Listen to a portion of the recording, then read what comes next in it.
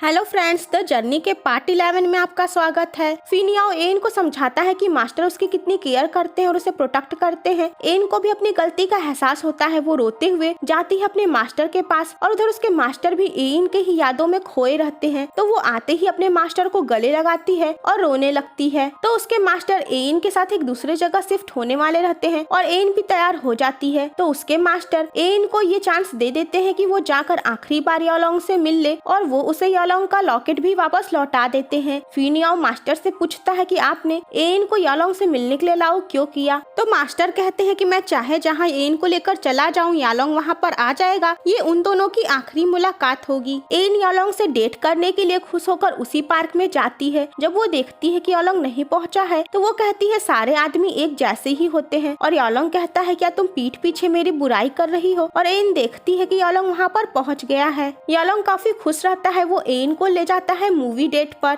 यालोंग जब एन से एक रोमांटिक बॉयफ्रेंड की तरह बिहेव करता है तो एन काफी शॉक्ड भी हो जाती है। वो दोनों साथ में टाइम स्पेंड करते हैं और फिर सुबह हो जाती है। एन ये देखकर शॉक्ड होती है कि सनराइज हो गया। वो यालोंग को कहती है कि तुम जल्दी से अपने आप को कवर कर लो, लेकिन यालोंग उस समय एन को दिखाता है कि वो उसके साथ सूरज की रोशनी में भी बैठ सकता है और एन ये देखकर शॉक्ड होती है। तो यालोंग एन को छोड़ने जाता है और वो उससे गुड बाय किस मांगता है। तो एन उसे इमोशनल होकर किस करती है। उसके बाद कहती है कि हमारा लास्ट गुड बाय था, आज के बाद हम कभी नहीं मिलेंगे। यालोंग उसके ऊपर नाराज होता है और कहता है कि क्या तुम अपने मास्टर की वजह से ऐसा कर सकती हो। तुम्ही ने मुझे प्यार सिखाया है। मैं इतने सालों से तुम्हारा इंतजार कर रहा हूँ। अब मुझे समझ में आता है कि मेरी बहन ने मौत को क्यों चूज किया, अपने प्यार को खोने की जगह। यालोंग कहता है कि जो भी हमारे बीच में आएगा मैं उसे खत्म कर दूंगा। मैं तुम्हारे मास्टर को मार दूंगा। एन कहती है कि ये मेरा फैसला है, मैं एक वैम्पायर के साथ नहीं रहना चाहती हूँ। यालोंग कहता है कि मैं तुम्हें भी वैम्पायर बना दूंगा। एन कहती है ठीक है तुम बना दो, उसके बाद मैं सूरज की रोशनी में आकर खुद को मार दूंगी। यालोंग कहता है कि क्या तुम्हें लगता है मैं तुम्हें वैम्पायर नहीं बनाऊंगा। वो उसे बाइट करने जाता है, लेकिन फिर उसे अपने बहन की बात याद आती है कि जब तुम्हें प्यार होगा तो तुम्हें इस बात का एहसास होगा। वो अपने प्यार को वैम्पायर नहीं बना सकता है। तभी मास्टर सीन सामने आ जाते हैं। तो यालोंग मास्टर सीन को देखकर शॉक्ड होता है कि बार बार इसी शक्ल का आदमी पास्ट में उसके और एन के बीच में आता है। मास्टर एन का हाथ पकड़कर उसको लेके जाने लगते हैं। तो यालोंग उनके ऊपर अटैक करता है और मास्टर सीन उस अटैक को रोकते हैं। और उसके बाद फिर क्या था, यालोंग और मास्टर सीन में जमकर फाइटिंग शुरू हो जाती है। एन बीच में आकर उनकी फाइटिंग रोकती है। फिर आगे मास्टर यालोंग से कहते हैं अगर तुम्हें सच जानना है कि हम तीनों एक दूसरे से क्यों जुड़े हुए हैं और तुम्हारा और मेरा पास्ट में क्या रिलेशन था, तो तुम 7 दिन बाद आकर मुझसे मिलना। यालोंग ये जानकर शॉक्ड होता है कि उसके और मास्टर के बीच में 10,000 साल पहले कोई रिलेशन था। वो कहता है ठीक है, मैं 7 दिन बाद एन के लिए आऊंगा। आगे एन मास्टर से पूछती है कि आपने यालोंग को 7 दिन बाद बुलाया है, इसके पीछे का रीजन क्या है। तो मास्टर कहते हैं कि एक आखिरी क्लाइंट आने वाला है और उसके बाद तुम्हें सारे सवालों का जवाब मिल जाएगा। आगे मास्टर सीन फिनियाओ से वैम्पायर हंटर्स के बारे में बात करते हैं और वो उसे बताते हैं कि उन्हें अपना मिशन कंप्लीट करने के लिए यालोंग के आंसू की जरूरत है। और फिनियाओ कहता है कि वैम्पायर आंसू कैसे बहा सकता है। तो मास्टर कहते हैं कि एक रास्ता है। तो मास्टर एन से कहे रहते हैं कि लास्ट मिशन के बाद वो उसे बहुत ही सुंदर जगह ले जाएंगे और वहाँ तक कोई भी नहीं पहुँच पाएगा। तो आगे एन इसी वजह से काफी इमोशनल होती है। वो टी हाउस में बिताए हुए अपनी सारी यादों को याद करती है। तो एन अपने लास्ट क्लाइंट का इंतजार करती है और उसके मास्टर ही उसका लास्ट क्लाइंट बनकर आते हैं। वो बताते हैं कि इस बार उसे उनके पास्ट में जाकर सब कुछ ठीक करना होगा। वो अपनी कहानी बताते हैं कि वो और यालोंग दोनों बहुत अच्छे दोस्त हुआ करते थे, लेकिन एक लड़की ईशा से दोनों ही प्यार करने लगे और उसी की वजह से वो दोनों दुश्मन बन बैठे। एन ये सुनकर शॉक्ड होती है और उसे जेलसी भी होती है। वो पूछती है कि क्या ईशा इतनी सुंदर थी। तो उसके मास्टर कहते हैं हाँ। एन ये जानकर भी शॉक्ड होती है कि इस बार वो किसी डायनेस्टी में नहीं बल्कि सेलेस्टियल रेल्म में जा रही है, यानी कि वो हेवन में जा रही है। एन सरप्राइज्ड होकर कहती है कि इसका मतलब आप और यालोंग दोनों देवता थे। एन को ये भी पता चलता है जो उसके मास्टर की तबीयत खराब रहती है और यालोंग वैम्पायर बनकर अंधेरी भरी जिंदगी जी रहा है, ये उन दोनों के पास्ट की वजह से ही पनिशमेंट है। मास्टर कहते हैं कि तुम ईशा को मेरे पास्ट सेल्फ साका को कुछ भी खिलाने से रोकना। तो एन वहाँ से निकलती है और उसी समय वहाँ पर फिर यालोंग आता है और वो पूछता है कि एन कहाँ है। तो मास्टर बताते हैं कि वो हेवन में जा चुकी है। वो यालोंग को मैजिकल मिरर की हेल्प से वो सब कुछ दिखाते हैं। एन वहाँ पहुंचकर काफी खुश होती है और उसके बाद वो एक युद्ध के बीच में पहुंच जाती है और वो देखती है कि यालोंग यालोंग और मास्टर सीइन के पास्ट सेल्फ में फाइटिंग चल रही है। यालोंग सीइन को देखते ही उसे एक साइड में लेकर जाता है और एन को पता चलता है कि उसकी पास्ट सेल्फ ही ईशा है। यालोंग उसे वही लॉकेट देता है जो आगे वैम्पायर के रूप में उसके पास था। वो उस समय उसके ट्राइब की रानियां पहनती हैं। आगे एन अपने मास्टर के पास्ट सेल्फ साका से मिलती है जो हेवन का राजकुमार रहता है। वो बेहोश हो जाती है और आगे जब उसे होश आता है तो साका उसके साथ बुरा बिहेव करता है और उसे हर्ट करता है। तो एन चालाकी दिखाते हुए ऐसा दिखाती है कि वो उसी हिसाब से चलेगी। साका बताता है कि हमारी शादी होने वाली है और एन कहती है कि अभी तो मैं बहुत छोटी हूँ। तो वो कहता है तुम ऑलरेडी 500 साल की हो चुकी हो और ये सुनकर एन शॉक्ड हो जाती है। तो एन वहाँ पर फिनियाओ के भी पास्ट सेल्फ से मिलती है जो कि वहाँ के युवराज यानी कि साका का बॉडीगार्ड रहता है। वो कहती है कि तुमसे अच्छा तो मेरा मॉडर्न वर्ल्ड का फिनियाओ है। तो साका बहुत ही क्रूल रहता है। जब वो देखता है कि एन वहाँ पर मैजिकल पिल्स नहीं खा रही है तो वो वहाँ के नौकरों को सजा देने जाता है। तो एन उन्हें बचाने के लिए वो मैजिकल पिल्स खाती है और जब वो बहुत ज्यादा ड्रिंक करता है तो एन उसे ऐसा करने से रोकती है कि कहीं वो नशे में कुछ उल्टी सीधी हरकत न करे। और जब वो उसके क्लोज आने की कोशिश करता है तो एन बेहोश होने का नाटक करती है। साका यालोंग के पास्ट सेल्फ को कैद करके रखा रहता है और उसे धमकी देता है कि मैं तुम्हारे पूरे घोस्ट ट्राइब को मिटा कर रख दूंगा। वो कहता है कि वो 3 दिन बाद ईशा से मैरिज करने जा रहा है और उसके पास तब तक का ही टाइम है, नहीं तो वो उसके पूरे ट्राइब को मिटा देगा। तो एन ये सारी बातें छुपकर सुनती है और उसके बाद वो भागकर यालोंग के पास्ट सेल्फ सीलिंग के पास जाती है। वो उसे छुड़ाने की कोशिश करती है लेकिन छुड़ा नहीं पाती है। वो कहती है कि तुम्हें और तुम्हारे पूरे ट्राइब को बचाने का कोई न कोई रास्ता तो होगा ही। तो सीलिंग कहता है हाँ और वो उसे एक मैजिकल पील देता है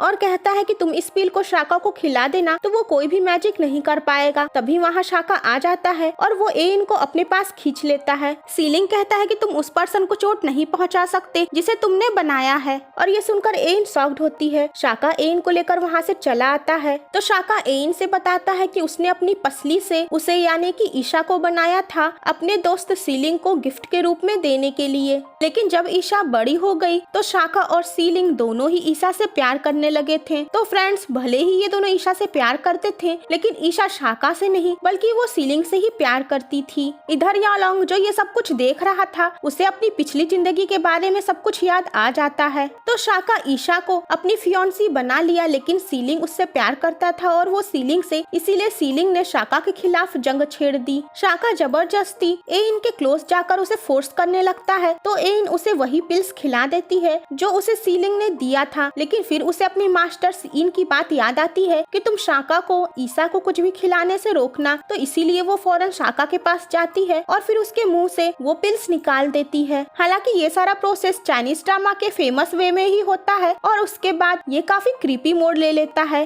साका एन को उठाकर ले जाता है और उसके ऊपर अपने आप को फोर्स करने लगता है। यालोंग ये सब कुछ देखते हुए नहीं देख पाता है और वो भी उस मिरर के अंदर घुस जाता है। इधर एन बेहोश होने का ट्रिक करके साका से बच निकलती है और वापस चली आती है। और जब यालोंग वहाँ पहुँचता है तो वो देखता है कि ये सब तो सिर्फ एक भ्रम था। एन अपने आंखें खोलती है तो मास्टर को देखकर खुश होती है। तो फ्रेंड्स इसका लास्ट पार्ट देखना मत भूलिएगा।